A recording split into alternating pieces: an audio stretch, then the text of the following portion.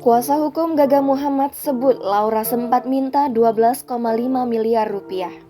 Gaga Muhammad atau Gaung Sabda Alam kini sudah menjadi terdakwa kecelakaan lalu lintas.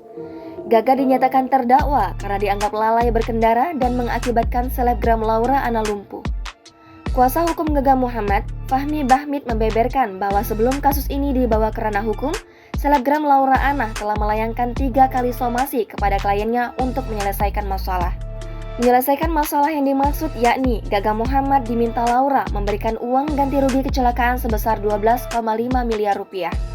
Karena tak bisa memberikan 12,5 miliar rupiah itu, maka kasus kecelakaan ini akhirnya dilaporkan ke polisi hingga kini masuk ke persidangan.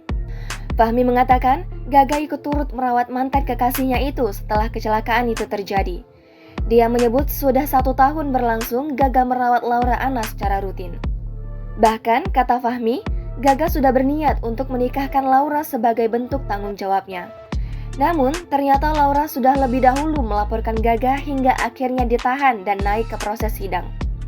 Adapun Gaga dan Laura kecelakaan di Tol Jagorawi pada 9 Desember 2019.